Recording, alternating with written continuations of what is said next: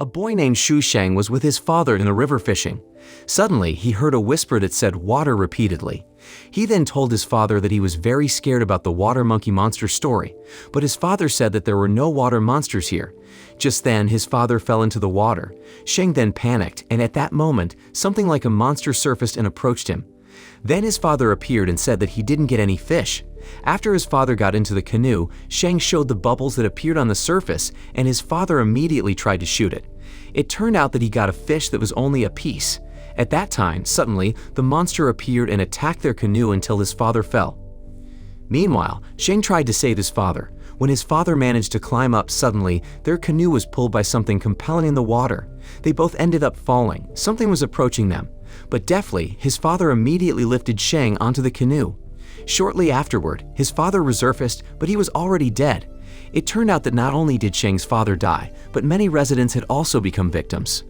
Then, the creature returned to attack Sheng's canoe. Sheng then woke up from his sleep because it turned out that he had a nightmare. The incident has passed for 10 years, but Sheng was still haunted by his father's death from the monster. Sheng went to a beautiful girl named Xianglin, whom he had liked for a long time. He gave her a gift. Although Xianglin also wanted Sheng, she refused the gift for fear of her father's anger. Xianglin's father, Macdao, also watched them and asked Sheng to stay away from Xianglin. Just then, someone informed all the villagers that someone had died in the river. The villagers then flocked to the river and secured a headless corpse. Then an old man named Sangwa said, "He has returned." He also reminded the villagers about the killer water monster that appeared every 10 years. The village chief then asked what they should do. Sangwa told them that 10 years ago, the village sent a noblewoman to the monster, meaning the villagers had to hold a sacrifice ceremony again to keep their town safe. But Macdao disagreed and opposed sacrificing the villagers, and finally there was a fight between them. Meanwhile, Sheng decided to leave the commotion. At the riverbank, he met Lu Sheng, Xianglin's younger brother, who was shooting ducks with his catapult. Sheng then greeted him. When Sheng reprimanded him, Lu Sheng realized that the duck had been eaten by something in the water. After waiting, Lu Sheng moved places so he could still shoot at the ducks in the river, but again, the ducks disappeared into the water. Out of curiosity, Lu Sheng tried to find the ducks, but all of a sudden, he got something like an animal's tail straight off. Just then, Lu Sheng heard a voice calling his name many times. On the other hand, Macdao asked Xianglin about Lu Sheng's whereabouts, but Xianglin said that she also hadn't seen him since this afternoon. Xianglin was told by her father to look for her brother. She tried to look for Lu Sheng in the river, but never found him. Because it was getting late, Macdao and the villagers searched for Lu Sheng, who had no news. Finally, one of the residents saw something floating in the river.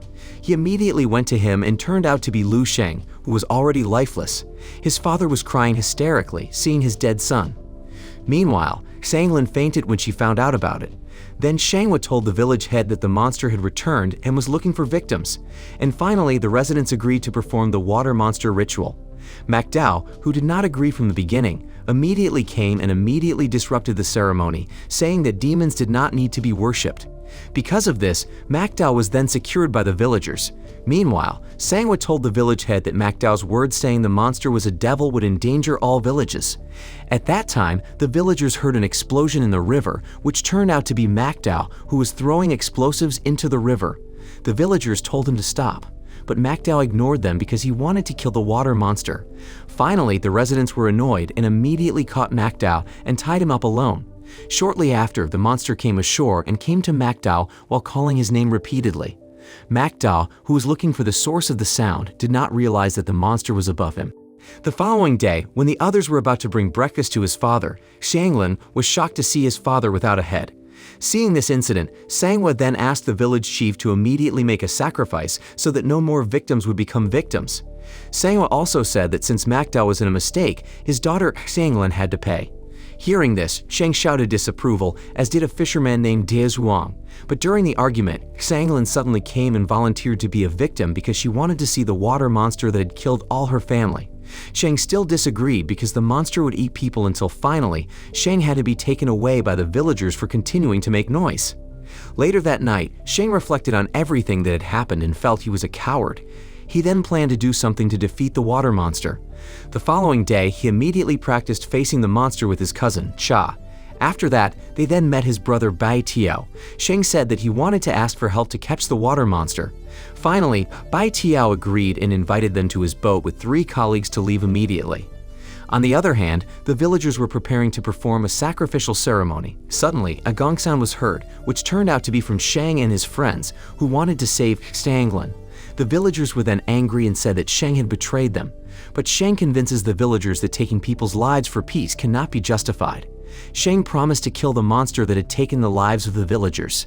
Meanwhile, Xianglin then smiled emotionally, hearing all of Shang's words. Shang shouted at the villagers for the courage to fight the troubling water monster in the congregation and not be a coward, but it turned out that none of the residents joined him. Suddenly, Da Zhuang said he would join Shang, as did his cousin.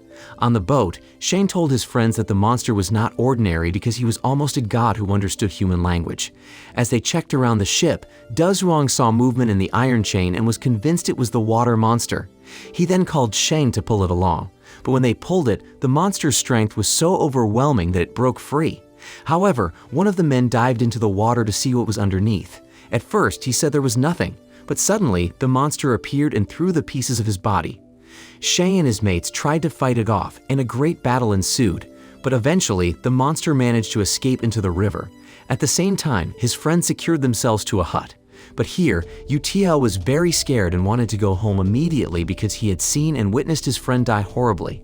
Shang had time to hold him back because the water monster had marked him, but because Tiao was stubborn and scared, he was finally determined to go home alone with his weapon. When approaching the swamp, the monster was present again, making him very scared while apologizing not to be killed. After killing Tiao, the monster came to Shang and his friend's hut. The monster then saw someone and immediately attacked, but it turned out to be a straw trap that they had made to catch the monster. After struggling against the monster finally managed to get into the trap cage and was locked up. Then, they immediately brought it to the village and put on a show. Shang said that the town was safe now, and all the villagers considered Shang the village hero. But on the one hand, Sangwa said that Shang was too presumptuous and did not respect the creature.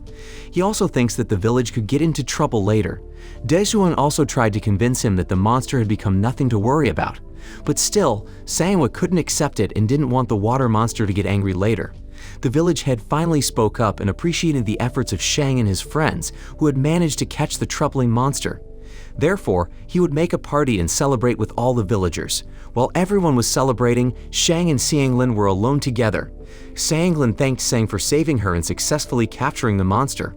Then Shang promised to protect and take care of Xianglin, which made Xianglin comfortable with Shang.